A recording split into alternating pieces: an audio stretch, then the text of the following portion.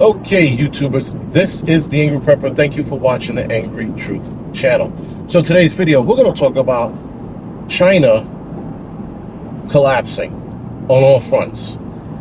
Upon, I guess, the last couple of weeks, rather the last few months, I've been seeing videos about China's economy collapsing.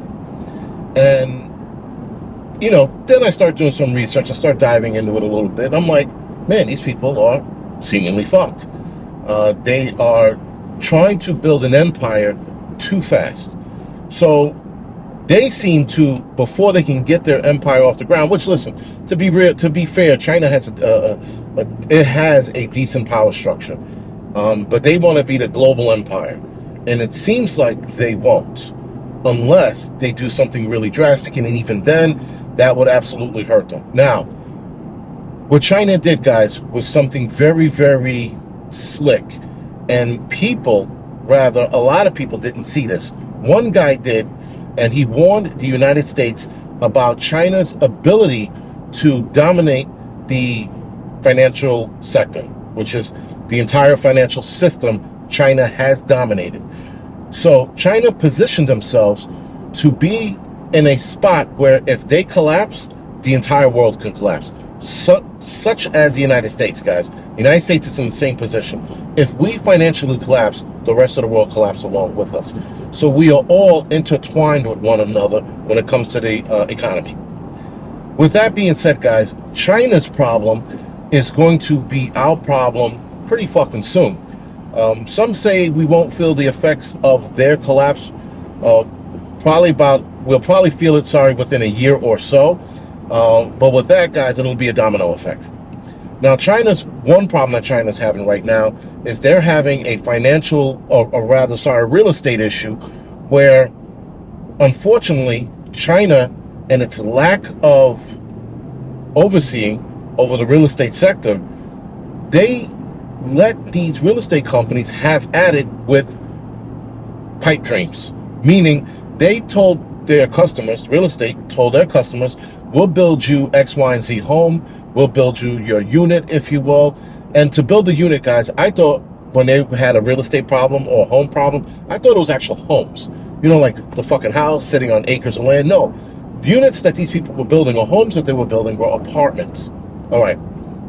So a lot of real estate companies were building apartment buildings, but not finishing the projects.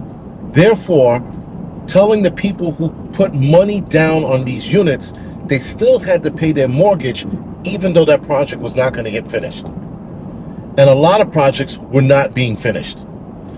And that was the big issue. So now you have people in China, again, protesting. It's called a mortgage protest.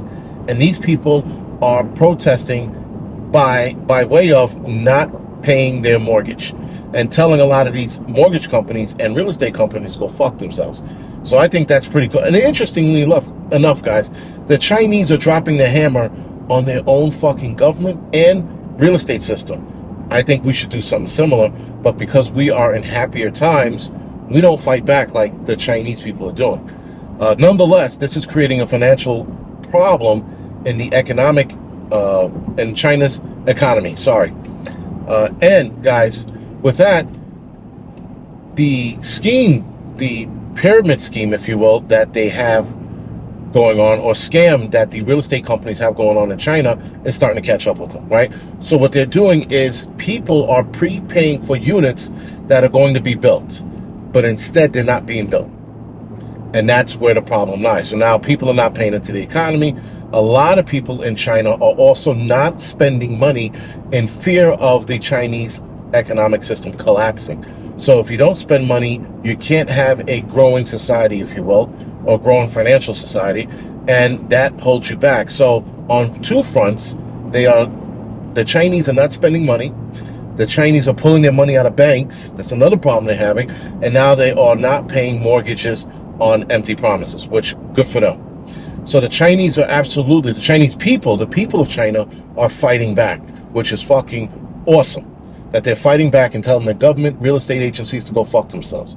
That is by far one of the best things I've ever seen in a country to do, especially the Chinese, which, a lot of us thought they were docile. Apparently not. They're holding their own Tiananmen Square financial style.